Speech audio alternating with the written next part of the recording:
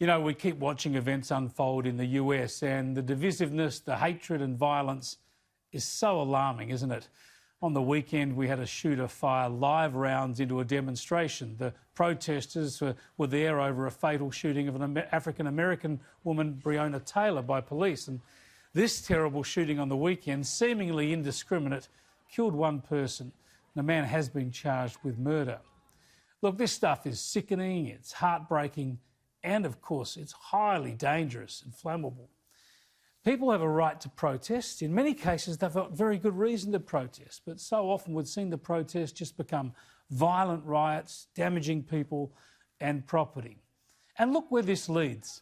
A couple confront protesters outside their St. Louis mansion, warning them off with firearms.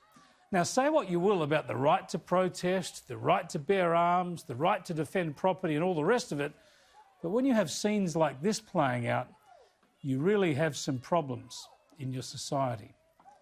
And the divisiveness and polarisation is widespread, as we've seen in a video of Florida retirees yelling abuse at each other over politics. The Trump supporters are sworn at and abused as Nazis. One of them responds by shouting out about white power. Racist! Racist! Yeah, you got it! White power! Racist! Yes, there you go, white power. You hear that? Trump! Oh, would you shut the language? Trump! Nasty language. Oh, listen to your president if you want nasty language, you idiot. Officer! Get back in your car! Get back in your car! A woman!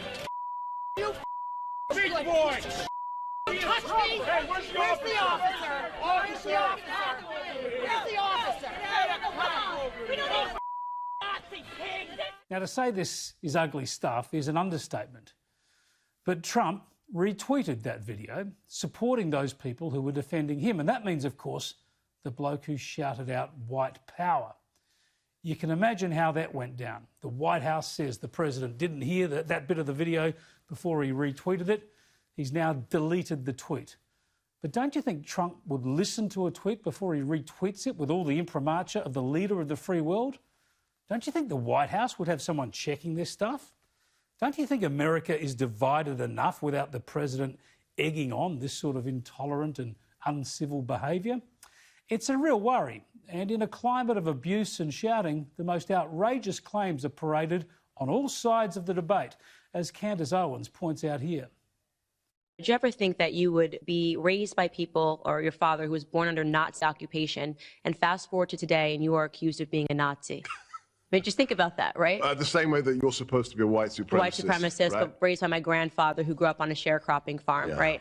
And so that's sort of the lunacy of the left that I try to tell people these names mean nothing anymore. Look, it's all a worry. I fear it's only going to get worse in the US for a while yet. And it helps to explain something about these pieces of music that have been used at Trump rallies over recent months and years. Have a listen. I'm certain you'll know them. You can stand me up at the gates of hell, but I won't back down. Keep on rocking in the free world. Keep on rocking in the free world. The free world. You can't always get what you want. You can't always get what you want. Yeah, great songs there from the late Tom Petty. Also, the superb Neil Young. I think he might have had a bit of help from Pearl Jam in that version. And the immortal Rolling Stones, of course, who have added to the controversy in recent days. What do they all have in common?